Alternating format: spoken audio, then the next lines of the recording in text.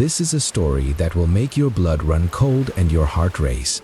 It begins with an act of kindness, a rich man helping a struggling woman who desperately needed a lifeline. He gave her a job, a future, and eventually his heart. He lifted her from nothing and built her a life most people only dream of. But what started as compassion and love twisted into something dark and unforgiving: betrayal, deception, and a cold, calculated plan to take everything he had, even his life.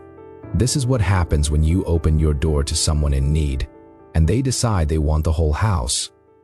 The story begins with a man named Alexander Vanderbilt, known as Alex to his friends and business associates. Alex is 42 years old, a self-made billionaire who built his empire from the ground up. He grew up in the Bronx, in a small apartment with his parents who worked hard but barely made ends meet. His father was a mechanic, fixing cars in a garage, and his mother was a teacher at a local school. They taught him the value of hard work. Alex was smart, always top of his class. He got a scholarship to New York University, studied computer science, and started his company Vanguard Tech right after graduation. It began as a small startup in a rented office in Brooklyn, but soon it grew into a tech giant specializing in cybersecurity software. Companies around the world use it to protect their data, governments too. Alex's net worth is over $3 billion. He has a private jet, a yacht docked at the Hudson River, and homes in the Hamptons and Aspen. He drives a black Lamborghini Aventador, and his suits are custom, made from the finest fabrics in Italy. Alex is tall, with short salt and pepper hair, piercing blue eyes, and a charming smile that has closed many deals. But despite all his success, Alex was lonely. His first marriage ended 5 years ago. He was married to a woman named Lana, a former model he met at a charity gala in the Metropolitan Museum of Art, a famous place in New York. They were happy at first, but she cheated on him with his business partner. The divorce was messy, with lawyers arguing over assets in a courtroom in downtown Manhattan. No kids from that marriage. Alex swore he would never let his heart get broken again. He focused on work, spending long hours in his office on the 50th floor of a glass tower in Midtown, overlooking Times Square, another famous spot with bright lights and billboards. That changed when he met Isabella. Isabella Rossi is 28 years old, a stunning woman with long dark hair, green eyes, and a figure that turns heads. She grew up in Queens, in a cramped apartment with her mother and younger brother. Her father died when she was young, in a construction accident on a site in Long Island. Her mother worked 2 jobs as a cleaner and a cashier to pay the bills. Isabella was determined to make a better life. She put herself through community college, studying marketing, working part-time as a waitress in a diner in Astoria. Life was hard, but she was ambitious. She dreamed of living in a luxury apartment in Manhattan, shopping on Fifth Avenue, and never worrying about money again. One afternoon in early 2024, Isabella saw an online job posting for Vanguard Tech, entry-level assistant in the marketing department. She had no fancy resume, no big connections, but she had determination. She wrote a cover letter that was honest and straightforward. "I may not have years of experience, but I learn quickly and I work harder than anyone you'll meet." Alex read hundreds of applications that week. Most were polished and perfect. Hers stood out because it was real. He decided to interview her personally, something he rarely did for junior positions. The interview room was bright and modern, with floor-to-ceiling windows looking out over the city. Isabella walked in wearing a simple black dress she had bought on sale at a department store in Queens. Her shoes were slightly worn, but she held her head high. Alex asked her about her background, her goals, why she wanted the job. She answered every question clearly. She didn't pretend to know things she didn't. She admitted her gaps but promised to fill them fast. "I want to build something real," she told him. "I want to be part of a team that matters." Alex liked that. He hired her the same day. Starting salary $85,000 plus bonuses and full benefits. Isabella left the building in shock. She called her mother from the elevator. "Mom, I got it. I really got it," her mother cried on the phone. Isabella started at Vanguard the following Monday. She threw herself into the work. She learned the company's software inside out. She helped with email campaigns, social media posts, and client presentations. She stayed late almost every night. She asked smart questions. She took notes. Alex noticed her quickly.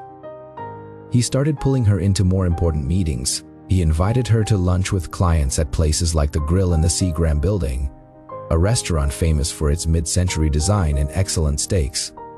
At first, the lunches were all business. Then they slowly became more personal.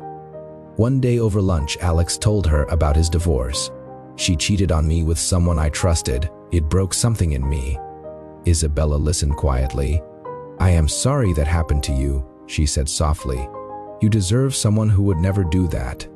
She reached across the table and touched his hand for just a second. That small touch stayed in his mind for days. A few weeks later, Alex asked her out on a real date. Dinner at Per Se, one of the most expensive and exclusive restaurants in New York. It sits high above Central Park with views that make people gasp. The tasting menu costs hundreds of dollars per person. Isabella wore a dress she had bought specially for the night. She felt nervous walking in. Everyone looked rich and confident. But Alex made her feel comfortable. They laughed. They shared stories. By the end of the night, she felt something she hadn't felt in years: safe, seen, wanted. They started dating officially. Alex spoiled her in ways she had only seen in movies.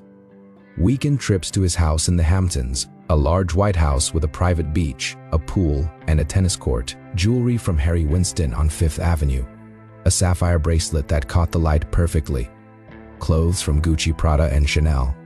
He took her to Broadway shows in private boxes. They flew to Paris for a long weekend, first-class tickets, a suite at the Ritz, dinners at Michelin-starred restaurants. Isabella felt like she had stepped into a different world. Her mother was overjoyed. "He is a good man," she kept saying. "Hold on to him."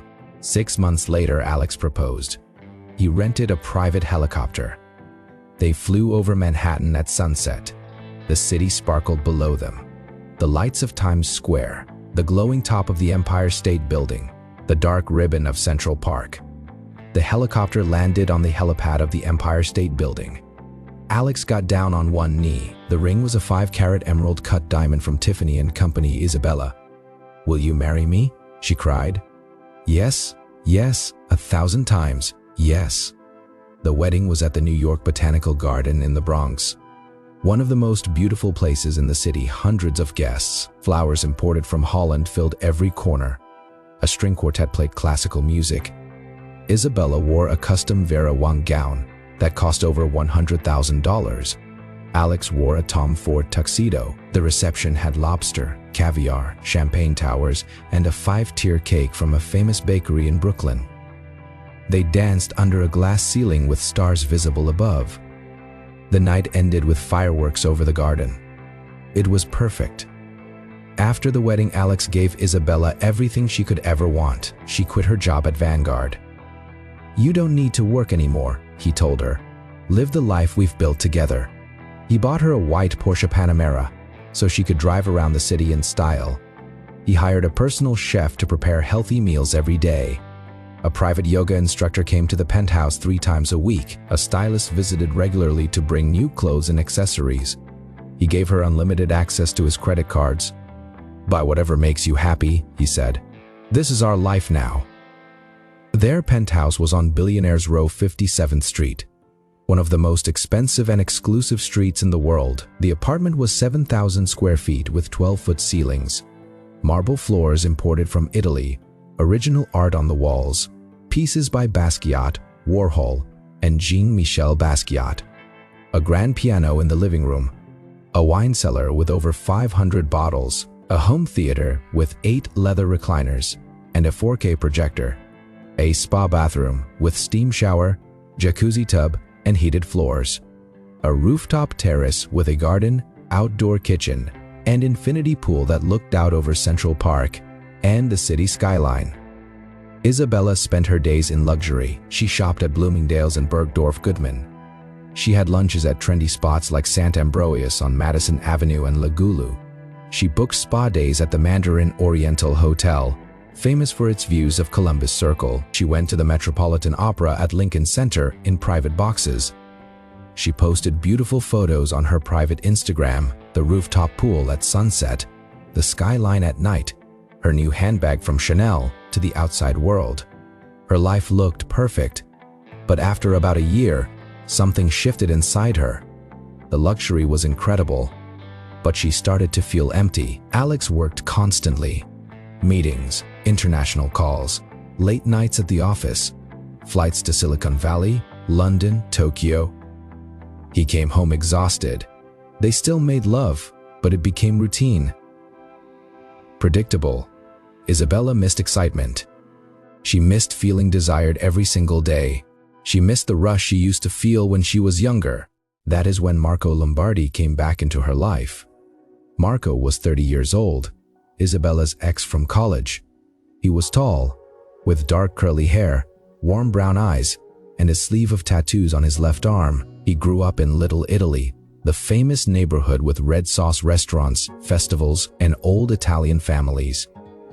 His parents owned a small pizzeria that had been in the family for 2 generations. Marco worked there as a teenager, but hated the smell of garlic and the long hours. He dropped out of college after 2 years, became a bartender at a trendy club in the meatpacking district, a neighborhood famous for its nightlife, fashion, and celebrity sightings. He was good-looking and charming. Women tipped him well, he made decent money, but he spent it fast: clothes, parties, bets at casinos in Atlantic City.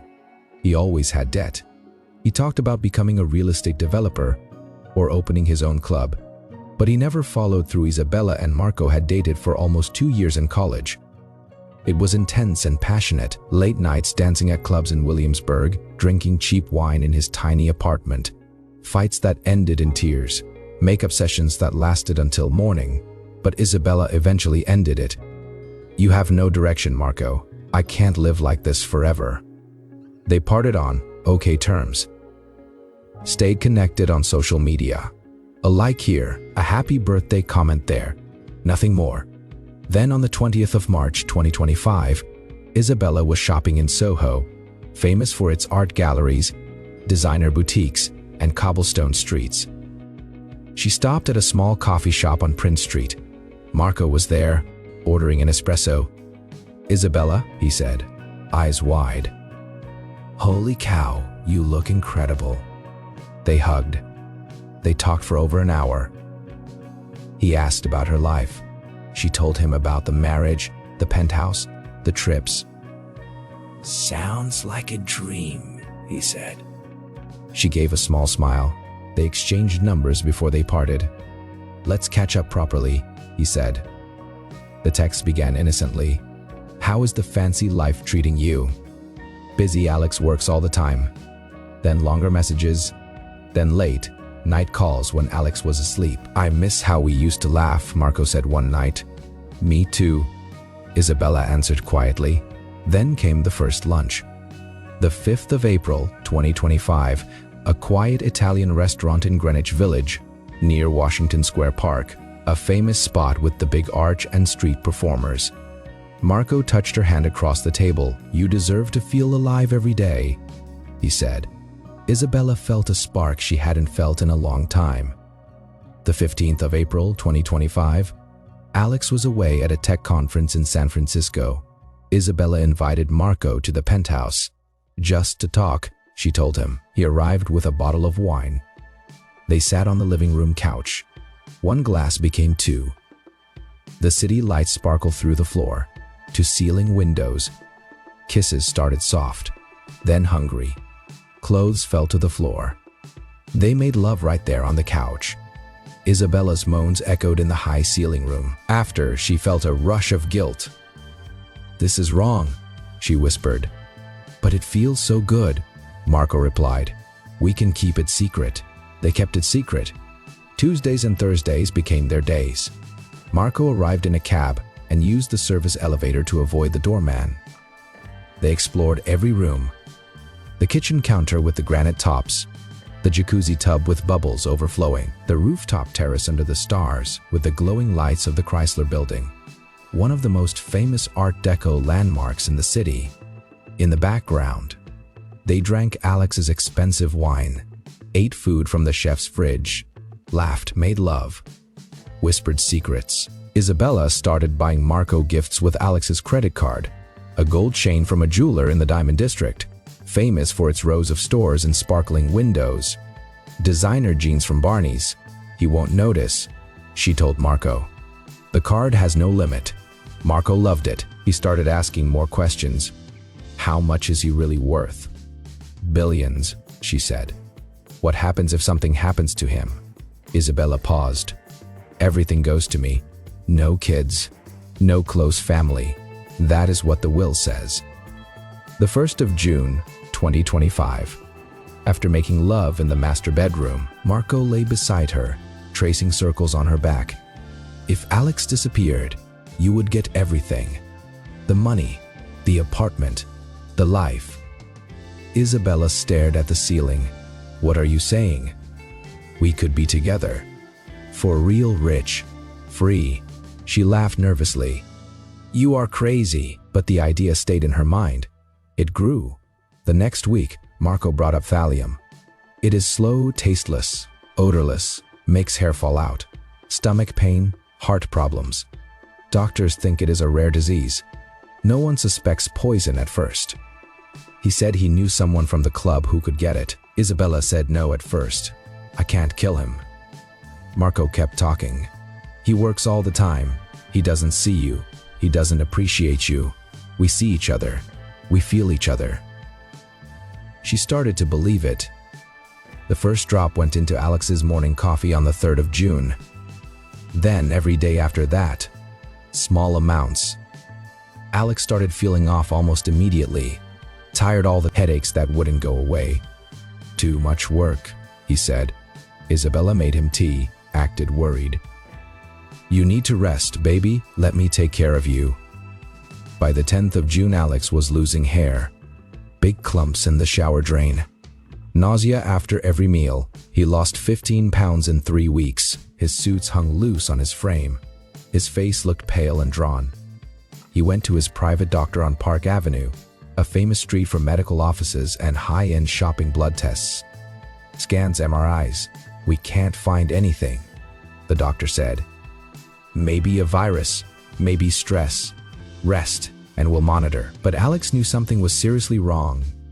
Alex had already installed extra security cameras months earlier, hidden ones, in the living room clock, in the bedroom lamp, in the kitchen vent, in the hallway picture frame, all connected to a private app on his phone. Just extra peace of mind, he told Isabella when she noticed one. She shrugged. Okay, whatever makes you feel safe. On the 8th of June 2025, Alex was sitting in his office on the 50th floor. The city buzzed below him. He opened the camera app to check on Isabella, something he had started doing more often. The living room feed showed Marco arriving. They kissed in the foyer. They went to the bedroom. They made love. After, they lay in bed talking. The poison is working, Isabella said softly. He is getting weaker every day. Doctors can't figure it out. Marco laughed. When he dies, we take it all. We sell the company. We travel. We live like kings. Isabella smiled. I love you. Alex stared at the screen. His heart felt like it stopped. His hands shook. He saved the video. He sat in silence for 20 minutes. Tears ran down his face. Then he called his personal doctor. I need a private test for heavy metals. Don't tell anyone. Don't put it in the system. The test came back 2 days later. Positive for thallium, high levels. Someone is trying to kill you, the doctor said quietly. This is attempted murder. Alex didn't confront Isabella right away. He acted normal, came home, kissed her. I am not feeling great. The doctors want me to go to the Mayo Clinic in Minnesota. It is the best place for this kind of poisoning. I'll be gone about 2 weeks. Isabella hugged him tightly. I'll miss you so much. Get better, please. Inside, she felt a rush of excitement. The plan was working perfectly. The 12th of June, 2025. Alex flew to Rochester, Minnesota on his private jet. He checked into a private suite near the Mayo Clinic. one of the most famous and respected medical centers in the world. He started chelation therapy to remove the poison from his body. It was painful long. IV drips every day, nausea that came in waves, fatigue that made it hard to walk. But the doctors were optimistic. "You are responding well," they told him. "The levels are dropping." Every night in his hospital suite, Alex opened the camera app. He watched the penthouse. The 14th of June, 9:30 p.m. Isabella opened the door. Marco walked in carrying champagne. They kissed in the foyer. They laughed. They went to the bedroom. They made love again. After, they lay naked in the sheets. "He is far away," Isabella said. "We can relax now." Marco kissed her neck. "Soon he'll be gone forever. Then this apartment is ours. The money is ours. We can do whatever we want." We did it. Alex recorded every second.